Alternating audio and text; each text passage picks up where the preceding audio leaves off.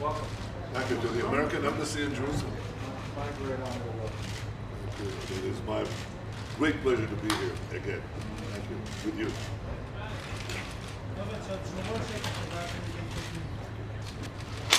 Whoa.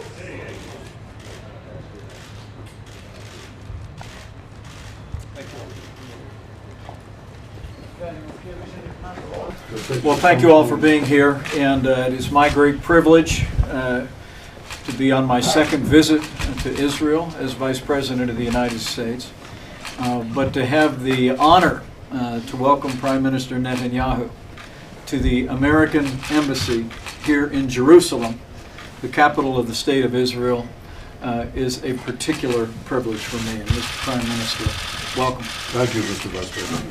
What an honor for us. Thank you. We just completed a conversation about regional issues. Earlier today, I want to congratulate the Prime Minister and President Rivlin for an extraordinary commemoration of the 75th anniversary of the liberation of Auschwitz.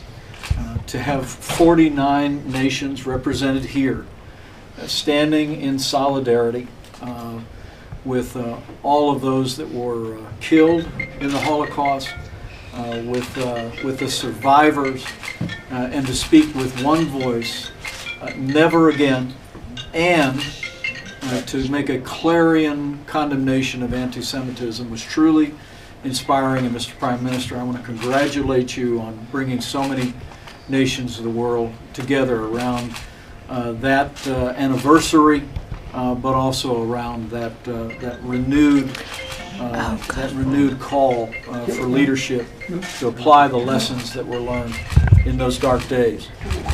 Give me the phone. Let me also say, we just completed a conversation about plans for next week. President Trump asked me to extend an invitation to Prime Minister Netanyahu to come to the White House next week to discuss regional issues as well as the prospect of peace here in the Holy Land.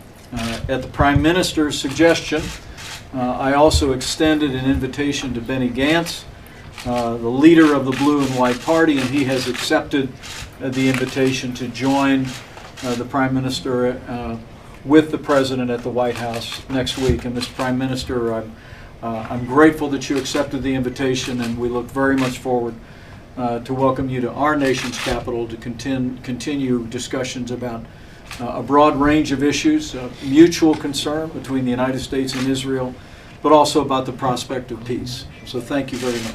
Thank you. Thank you. Mr. Vice President, first let me say that you spoke exceptionally movingly today, both in the substance and the depth of feeling that you conveyed.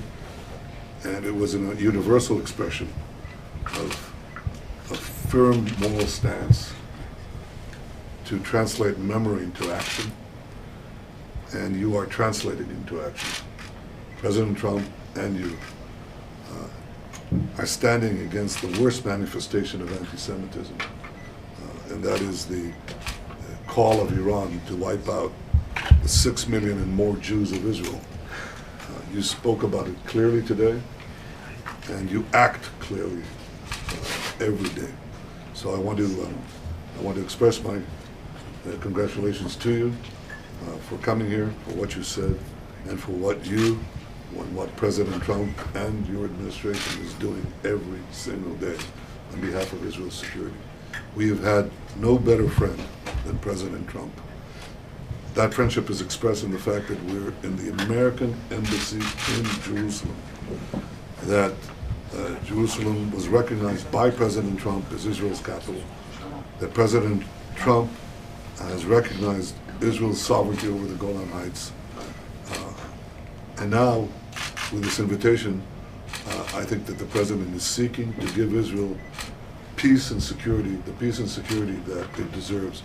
So I gladly accept your invitation, his invitation, to come to Washington and discuss with him his ideas on how to advance peace and to work closely with him to advance that goal. I suggested that Benny Gantz be invited to this event as well, because I think that it's important that we do not lose this historic opportunity. With such friends in the White House, with such backing from the United States, we should get as broad a consensus as possible around the efforts to achieve security and peace and security for the State of Israel. I look forward to doing both, and I thank you again for your extraordinary friendship. Thank you. Thank you, Mr. Prime Minister. It's an honor. Can I, Mr. Vice President? Mr. Ambassador. yeah, thank you. If I could just stand for 1 second. Mr. Vice President, Mr. Prime Minister, if you could both stand together with President Trump. No three people have done more to cause this historic move of the United States Embassy from Tel Aviv to Jerusalem than the two of you and President Trump. And you, there's time for me later on. To honor your contribution, I have caused the United States flag to fly over this embassy. These two flags that I'm going to present to the two of you are two of the earliest flags. I have a third one that we'll bring back to the President, but I'd like to present each of you with the United States flag that flew over the United States Embassy in Jerusalem in its early opening days. But I can't do that. Thank you. This is for you, Mr. Vice President.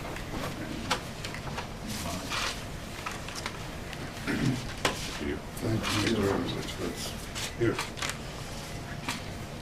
Maybe. All right, thanks, press. Thanks, guys.